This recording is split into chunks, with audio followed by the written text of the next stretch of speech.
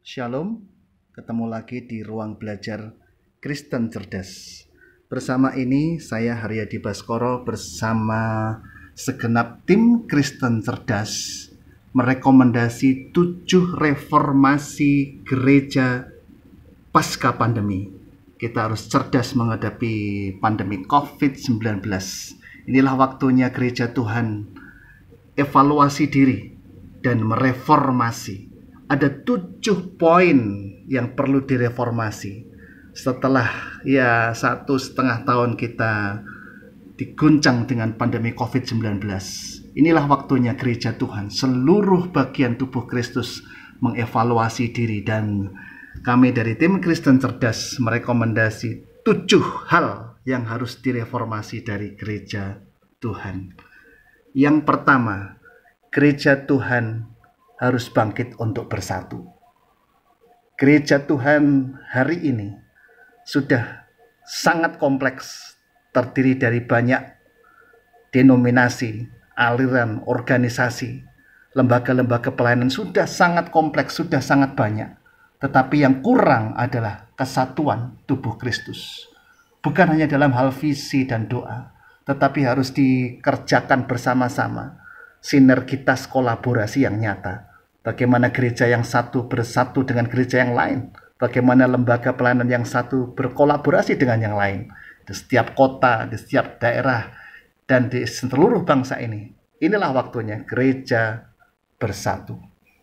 Kemudian yang kedua, gereja perlu direformasi sebagai komunitas sumber daya manusia ilahi. Inilah waktunya. COVID-19 menyadarkan kita bahwa gereja bukan gedung. Apalah artinya gedung gereja megah dan mewah? Tidak bisa digunakan karena COVID-19. Gereja bukan milik elit penguasa, tapi gereja adalah persekutuan orang-orang percaya. Jangan sampai organisasi gereja, jangan sampai lembaga, denominasi menjadi sekat-sekat pemisah. Kita harus bersatu, dan kita bersatu sebagai komunitas bersama. Komunitas yang beragam, sumber daya ilahi, sumber daya manusia ilahi. Perlu sinergi dan kolaborasi. Yang ketiga, gereja, ini yang sangat penting. Bersatulah sebagai satu kesatuan ekonomi. Ini yang susah. Karena selama ini uang bukan hanya denominasi dan organisasi yang membuat kita tersekat-sekat. Tetapi uang yang membuat gereja-gereja Tuhan, hamba-hamba Tuhan terjebak di dalam keterpisahan, bahkan persaingan satu sama lain. Bahkan bagian-bagian tubuh Kristus menjadi kerajaan-kerajaan bisnis yang masing-masing mengejar berkat atau yang disebut sukses itu secara pribadi. Inilah waktunya gereja direformasi bersama. Ayo kita bergandeng tangan.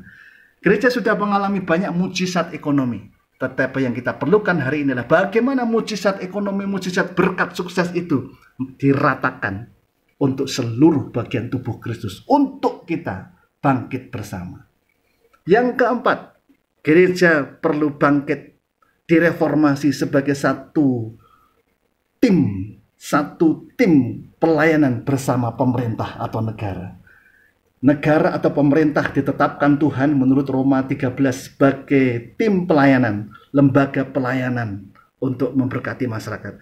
Gereja ditetapkan Tuhan sebagai lembaga pelayanan ilahi dengan tugas khusus pembangunan rohani. Inilah waktunya gereja bangkit untuk bersinergi dengan negara.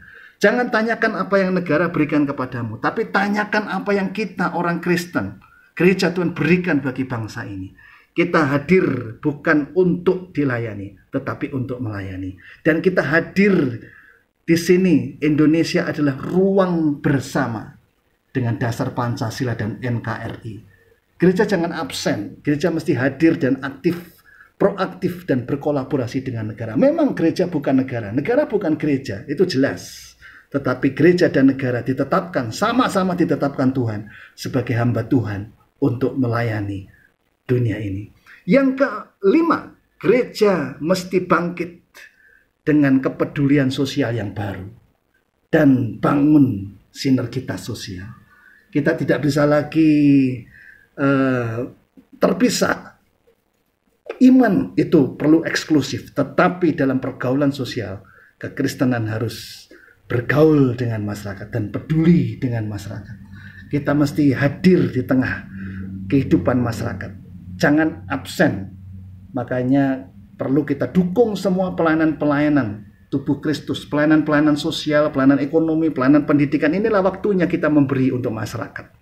Gereja mesti direformasi sebagai lembaga rohani yang peduli akan bangsa dan negara dan masyarakat.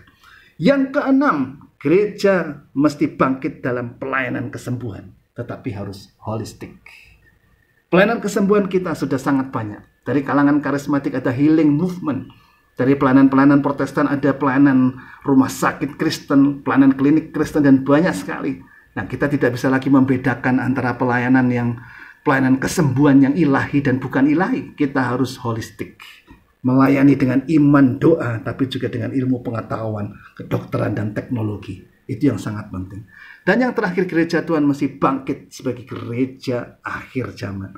COVID-19 dan pandemi yang tak kunjung berhenti ini memaksa kita untuk menyadari betapa ini adalah waktu yang kita tidak tahu kapan Tuhan datang. Tapi ini gejalanya sudah sangat jelas.